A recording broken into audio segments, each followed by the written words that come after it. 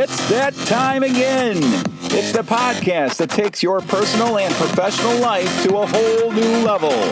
Whether you're selling a product, selling a service, or selling yourself, one thing is for sure. You're always selling for life.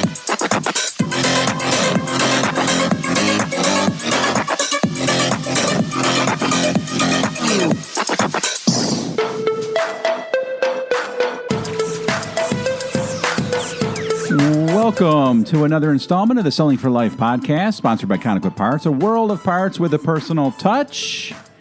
This podcast is about more than just selling stuff. We think if you stick around, you'll get a lot out of it.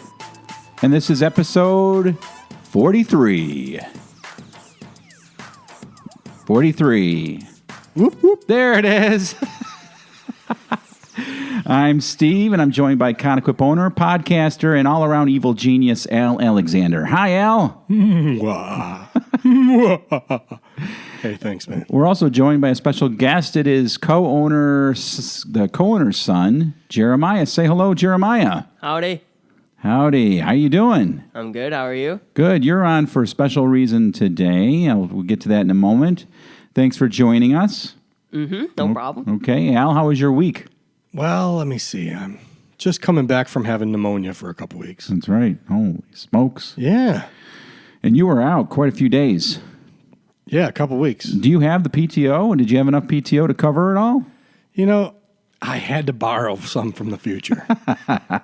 My retirement is going to be cut short. Yeah. Your retirement. Yeah, it's going to be bad. You know, a lot of people don't have retirement. You know why? Why? Because they're in debt. In debt. In debt. Jeremiah, do you have debt at the age of 17? Nope. No? Good for you. Excellent. You have a credit card? Nope.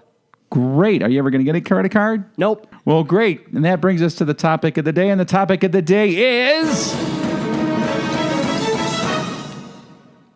debt.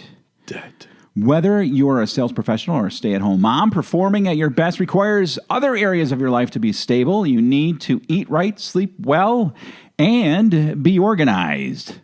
And when areas of your life are unstable, your personal and professional life will be negatively affected. So one huge area of life that can really hold you back is debt. Oh, yeah. That debt can absolutely strip your life of peace, joy, and the ability to be productive. And unfortunately, debt has become really the American way, Al. And according to Federal Reserve's latest numbers, the average American household carries about $140,000 in debt. And honestly, that is really nothing short of a crisis. Well, joining us to talk more about the stress debt brings into your lives at home and at work, and what you can do to start, eliminating that stress is Mr. Chris Hogan. Mr. Chris Hogan is a #1 national best-selling author, financial expert, and host of The Chris Hogan Show. For more than a decade, Mr. Hogan has served at Ramsey Solutions, equipping and challenging people to take control of their money and to reach their financial goals. Hello, Mr. Hogan. Thank you very much for joining the Selling for Life podcast. Well, thank you, gentlemen. It's a pleasure to be with you. Yeah, it's fantastic. We love your work. You affect a lot of lives. You help a lot of people. Tell us real quickly about your background and how you got into what you're doing now. Sure. Well, I'm a former college athlete, played football back in the day, but, being a part of the team sports really teaches you the importance of understanding your job, but also teamwork and working together. And so from coaching, from playing to coaching, then I began my journey into the business world and banking. And that's where I started to really understand a little bit more how this money stuff works. Mm-hmm. Okay. And how did you end up linking up with Mr. Dave Ramsey? Well, at the time, I was working mainstream banking and doing some work with pro athletes and entertainers, helping them on the money side. Mm-hmm. But I had a chance to cross paths with Dave through a charity event, and through that really got a chance to know more about him and his mission and his heart to truly kind of educate and guide people in the right direction. And so we were able to connect and begin a friendship and really began to admire what he was doing and how he was going about it.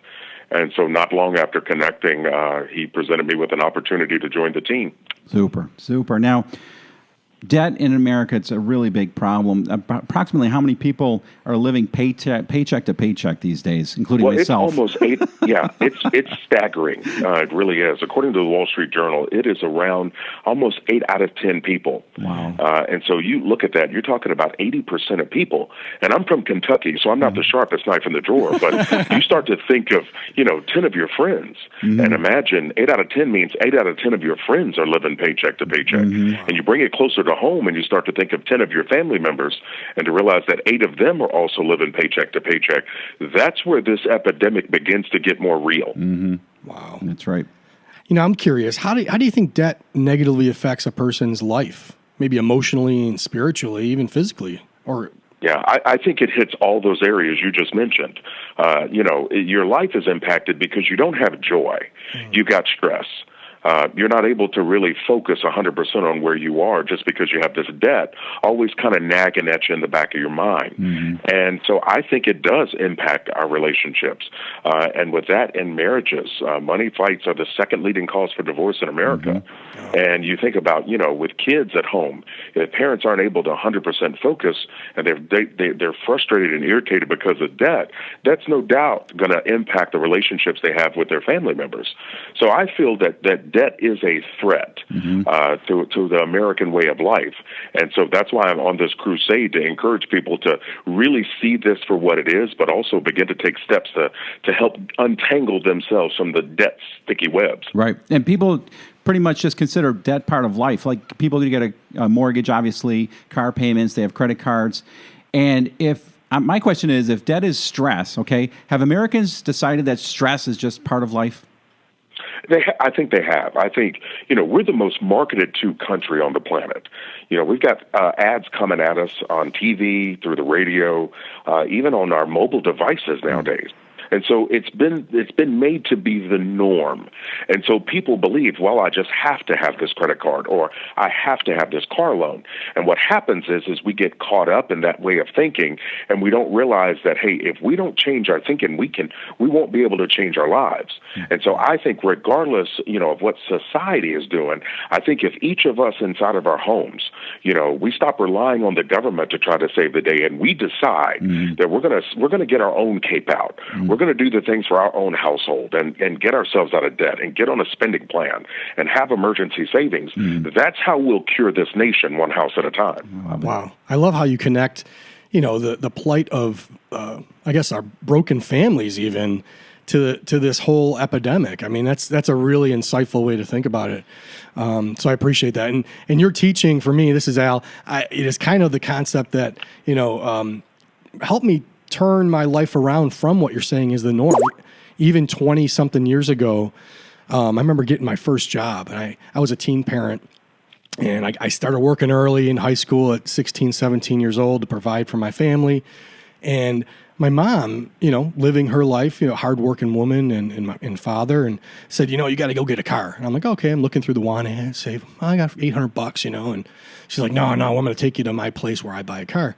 She took me at 17 years old to a dealership and kind of forced me almost this is what you got to do to get your debt, or to get your credit up and all this stuff. I bought a brand new car at 17 years old and she co-signed it. Right. And my poor mom, within a year and a half, I racked up almost $20,000 more in debt. And she co-signed 2 of the loans and 2 of the credit cards. And I just couldn't make it. Here I am, young parent, just struggling in the type of thing. And that's kind of where I started my work experience and my life as an adult. So I've been affected personally by what you're talking about. And you were basically instructed by your mom to do that. And realistically, you look at that, that has been a way of life for a lot of people. And I think until we see it differently, life is stressful enough. Day in and day out, working hard, taking care of families, taking care of ourselves, doing the things we need to do. That's enough of a struggle. But you add debt into the mix, and now what you get is a bully. Debt is that kind of financial bully because all it does is take. right? It never gives anything. It doesn't care if you get sick, if you get laid off, if you have a sick child. Debt requires a payment each and every month. And so I want people to see that there's a different approach, regardless of where you are. And I know some of your listeners may be out there and have debt right now, and they think there's no way out. Well, no, there is a way out. And I want to help as many people as I can begin to help them see the reality so they can make a decision, but also so they can begin that journey of turning things around. And so I want to make sure that I echo this loud and clear to your listeners. I don't care how much debt you have and how long you've been in debt. There is a way out, and I believe you can do it. Yeah, and our podcast is for sales professionals, and debt just really seeps into the crevice of all of our lives, including when you're at work. How, Chris, does debt negatively affect people at their job? Well, I'm a salesman at heart. I began my career in the sales environment, and I have so much respect and admiration for people that are in sales because it's not an easy, profession. It requires a lot of hard work and focus. But debt will begin to affect how you do your job because it brings anxiety. Nobody wants to work with a desperate salesperson, right? Because you can feel it. You can smell it on them. And now you're not serving your customer well. You're trying to get the deal done to get a paycheck. And so it changes the whole environment. And so I think the stress and anxiety, I think the lack of focus at work, and not really being able to hear your clients or customers when they're talking about what they need because you're distracted. So debt brings all of that into play, which can impact people's careers. Wow, it's almost like a desperation mode they go into. Yeah, no doubt. It really is, because you have this requirement of I've got to make money, I've got to take care of the debt, I've got to take care of my family. And again, it goes back to that whole stress factor. And so the great thing about salespeople is that you don't have a cap on your income, right? A salesperson has the ability to decide and work hard and go leave the cave and kill something and drag it home, right? And so salespeople have a great opportunity to be able to fix their debt situation a lot sooner. I want more people out of debt and building wealth so we can take care of our families and be able to do more giving in the future. Oh, that's a great, I was just thinking about, as you said, like, hey, there's a process and the end result could be building wealth even. So you're coming from, I can struggle out of this problem I have even faster, but then on the other side, there's more to it. Can you maybe tell our listeners what the first steps might be in that process to get out of their debt and then take it to the wealth aspect you said? Absolutely, my friend. I love talking about this because I'm talking and getting ready to walk you all through what I did for my own life. And so it's a little bit different, and my passion is high because I've lived it. So I'm not guessing or wondering if this works. I know it does because I've done it. So the first thing you have to do if you're going to get yourself out of debt is acknowledge that debt is not your friend. Okay, you have to. You have to look at it and go, it's not a tool that's going to help me build wealth. Debt is actually a shovel that digs me deeper into a hole. So you have to see it as for what it is. Debt is a thief. Number two, decide that you can do better. Decide that your income is going to be better served for you and your family staying with you and not going to the credit card or the car payment. So once you see debt for what it is and you decide, now I want you to get down to business. And that means I want you to get a piece of paper and I want you to list your debts out. Put it all down on a piece of paper. Every credit card, every store card, every car loan, student loan, whatever it is, list it on paper. Now, this is all the debt except for your mortgage. And then I want you to relist that debt from smallest to biggest. And here's why, guys.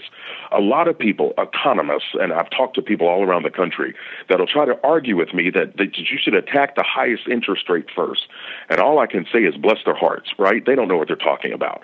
It's not the highest interest rate because what that does is if your largest debt is a $20,000 credit card and it's at 22%, if you start trying to attack that and don't see progress, you're going to get frustrated and you're going to fall off the wagon. Like a lot of these fad diets out there, right? People trying to get healthier. So I want people to start with the smallest debt first because getting out of debt is not about math. It's about momentum. And when you start with that little debt first and you make minimum payments on everything else and throw everything at that little debt and you see that $500 debt slowly start to shrink and leave, now you start believing that you can do it. And so we call that the debt snowball approach. Start with the smallest and work your way down to the biggest. Beautiful. I love it. I'm ready to run through a wall right now. Yeah. Well, it works, guys. It works. And when I see families out there believing it and starting to see the debt shrink, I see their confidence grow. And when your confidence grows, what you do is you start to actually go faster because you're believing in something and you understand the impact that you're having for your very own family. And so once you get yourself out of debt, now the average person that's going through Financial Peace University, that's our 9-week course where we guide people on this, and they can learn more about that by going to chrishogan360.com/FPU. They can learn more about that course. But once people attack the debt, I then want them to build up a fully funded emergency fund. This is where, now remember, you just got a raise and you got your money back because you attacked this debt. In 18 to 24 months is the average time I'm seeing people get out of debt. But once you get that done, I want you to build up a 3 to 6 month of emergency fund. Let that sit in a money market account. Keep it liquid. This is not an investment. This is insurance. You're leaving that money there because when life happens, a car breaks down or kids grow, because they do grow year to year. They need more clothes. When you have that money, now what you can do is reach for it, not have to reach for debt. Yeah. That then sets you up to be able to start to build wealth. Yep. And that's where I encourage people to invest 15% of their household income into their employer-sponsored retirement plans, 401ks, 403bs, IRAs, and Roth IRAs. Yep. Or your septic tank goes out like mine did. Okay, now, real quick, as you said, you were God people, and I appreciate that. We definitely appreciate that here. And, of course, as you're trying to get out of debt, one thing you got to do, I think, is turn to prayer, go to your church, get some support, because it's going to be a long haul, and you're going to need all of that, too, along the way. No, I agree. I think support is absolutely crucial. And so getting around people that are like-minded and doing the same thing, that's what Financial Peace University provides for people, and it allows them to understand they're not alone. And I think a lot of people out with debt, they're ashamed and they're frustrated, and they don't need to be. What I want them to do is to be enlightened, to understand that, hey, you didn't get here overnight. You've been taking 5, 10, 15 years or more to amass this debt, but you've got an opportunity to decide a better future for yourself and your family by attacking this debt. Yeah, it's awesome. I love it. I really appreciate your thought process on it and the mission that you have kind of taken up for families in our nation, in the world. So I appreciate you and what you're doing. Yep. Well, thank you, sir. I have some exciting things that have happened from the influence of the teachings that you guys put out there in your books and podcasts. And I know how it's changed my life and getting through that process. And we have actually kind of a special guest, your special guest as well, but another one here who's a young person in our lives. He's my business partner's son. We kind of try to live out these type of principles. And I know Ben is transferring that to his son. So if I might give him a few minutes and let intro him. This is Jeremiah, and he actually does listen to your podcast, has read your book, and is really pumped up about starting life. So let me actually introduce him, and he can tell a little bit about himself here. Jeremiah? Hey, Mr. Chris Hogan, how's it going? I am doing well, sir. How are you? I'm good. So I've read the Total Money Makeover by Dave Ramsey, and that was definitely interesting. Definitely probably started it off with how I could build wealth and probably become a millionaire, maybe hopefully retire earlier and just enjoy life. And then I think I was listening to his show and he was talking about, I think you guys were doing the Millionaire Theme Hour, and he talked about your new book coming out. I was like, oh, cool, I should get that book. And I went to my library, actually, and they looked at me like, are you serious? You want to buy a book? And I was like, yeah, can you buy it? And they're like, yeah, sure. So they bought me the book, and I read it within like a week and a half. It was really interesting, and going around telling people about it at school, and kids are just looking at me like I'm an idiot. Like, no, millionaires inherited their wealth, blah, blah, blah. I'm like, dude, they did a study, 10,000 of them, only 3%, like, even inherited 1 million or more. And That's right. So it was just crazy to read that, and hopefully I can, when I turn 18, definitely invest in some of the things, 401k and all that. I am so proud of you, Jeremiah. This is, you have no idea how encouraging it is for me to hear of a young man that's already thinking this way and approaching things differently. So there's no doubt in my mind, my friend, that you will be an everyday millionaire one day. Thank you. And so you can live like no one else and give like no one else. That's the most important thing. I'd like to get some suggestions on where listeners can go to get, where they can get started in their journey out of debt. Fantastic. Well, they can go and learn all things about me at chrishogan360.com. That's chrishogan360.com, and there's information in there about both of my books, about the Chris Hogan Show, and well as the blogs and videos on YouTube.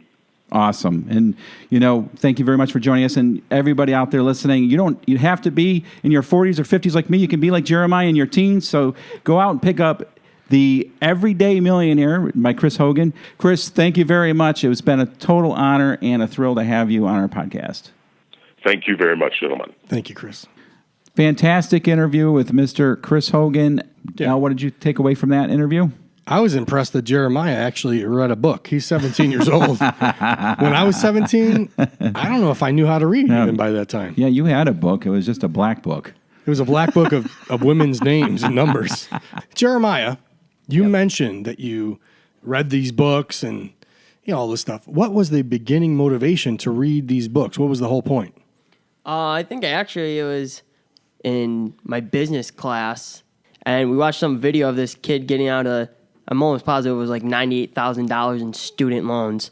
Wow. And he read like 3 of the books, and one of them was a Total Money Makeover, and my teacher was saying, Dave Ramsey knows how to talk to people to get out of debt and all that other stuff. And I was like, that's really interesting. So I went to the library, and that was also the other book I actually told them to buy me. I love it. I'm excited for you, man. Thanks. You're starting off right. Al, it is now time for an inspirational message. Wherever you begin on this journey to get out of debt or to begin with building wealth, realize every day, live like it's your last day. YOLO, baby. Spend it while you got it. That's terrible. I'm sorry. No, seriously. Live like no one else so you can live like no one else. That's a Dave Ramsey line. Live and give like no one else. Live and give. I don't even know what to do with this. Sorry, apologies to Chris Hogan. That's it. That's it for our 43rd Selling for Life podcast. Check out our website at sellingforlife.com. You can also follow us on Twitter and Facebook. So remember, whether you're selling glow-in-the-dark lanyards or you're trying to convince you and your spouse you really don't need to spend $180 on a cable bill, one thing is for sure, you're always selling for life.